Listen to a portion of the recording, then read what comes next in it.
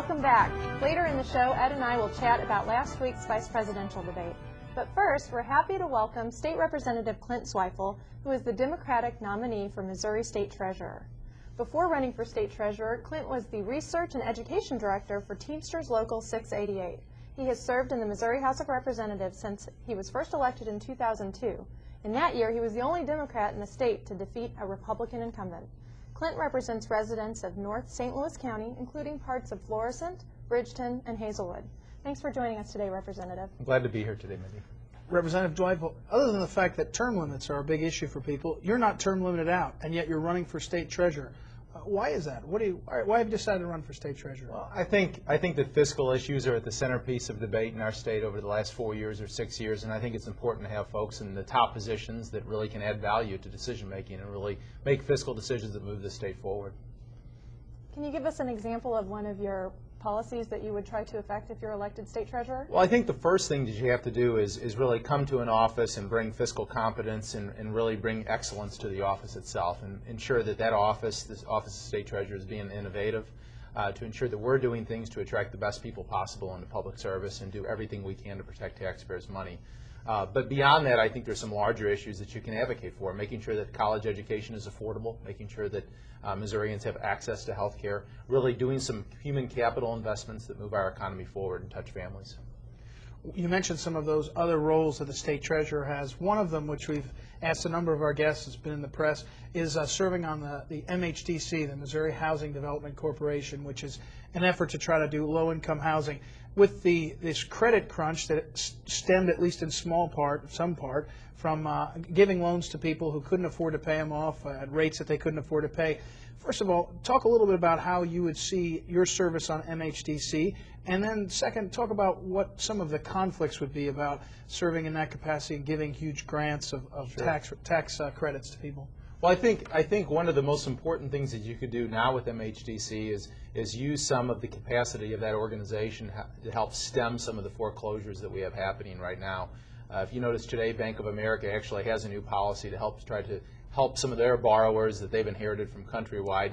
I think there's some things that we can do, and I've developed a proposal called MoMAP that specifically addresses that, and it begins to really help some of those families who suffer a temporary cash flow problem because of a job loss or a health care problem in their family, and it begins to at least prevent some of those foreclosures. It can't touch every family, but it begins to help invest in some of those and keep them in their homes for a little while longer. To follow up, though, one of the criticisms that has come out for both parties is you serve on this position where you dispense a few $100 million of tax credits, both federal and state, and yet you, as an elected official, by definition, you have to get support to run your races, and you have this sort of conflict of interest. I know you've seen that in the press. How would you go about addressing that and being clear you not just you would have no conflict, but the Sure. appearance?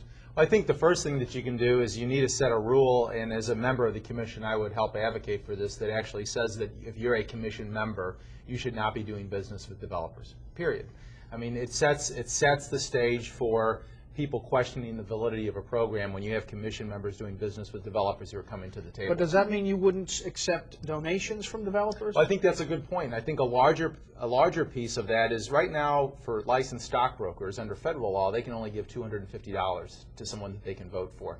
What I would like to see us do within the state is apply that same concept to folks who are running for a spot that would put them on the Missouri Housing Development Commission or currently sit on that spot. In other words, it wouldn't eliminate their voice in the political process, but it would eliminate a situation where you have a bidding war that creates an atmosphere that's political more than it is policy driven.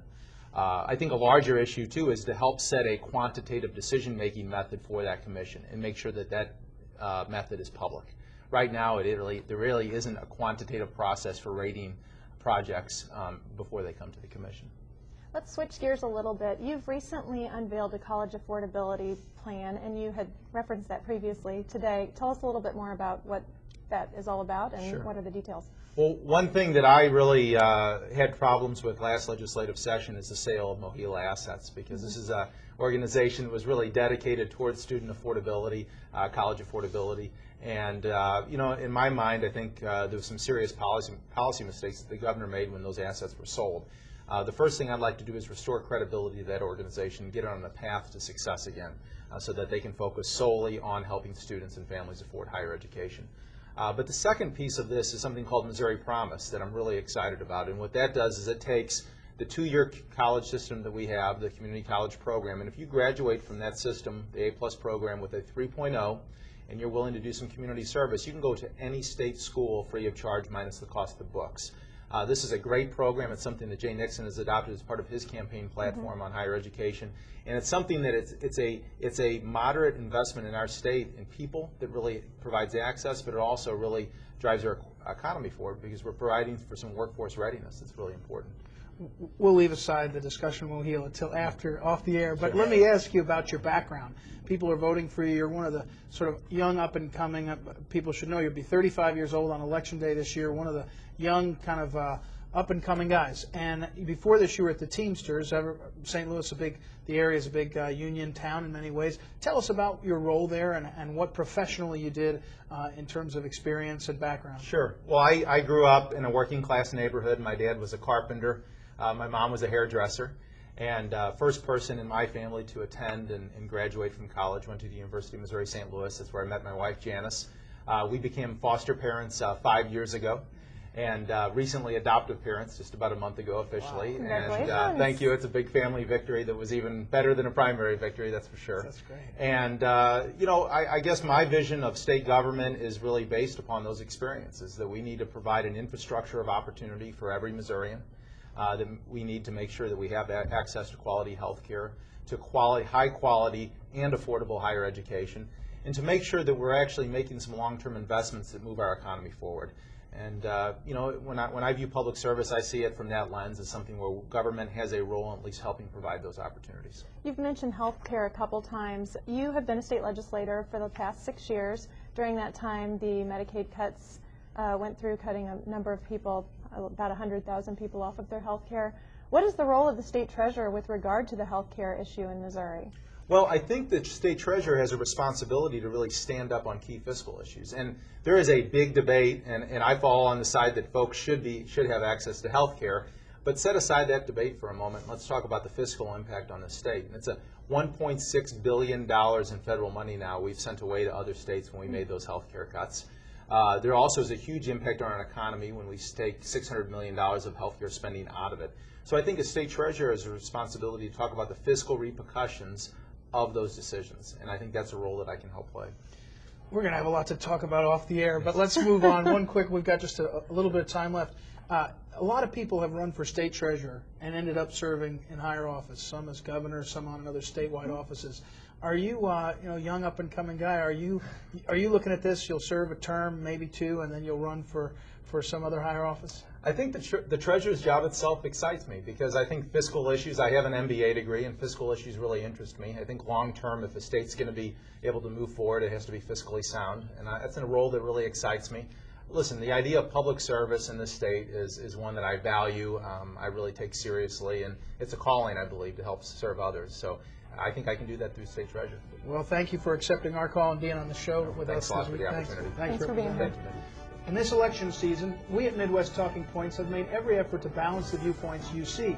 One way we do this is to invite candidates from each party on the show, especially if they're running for the same office.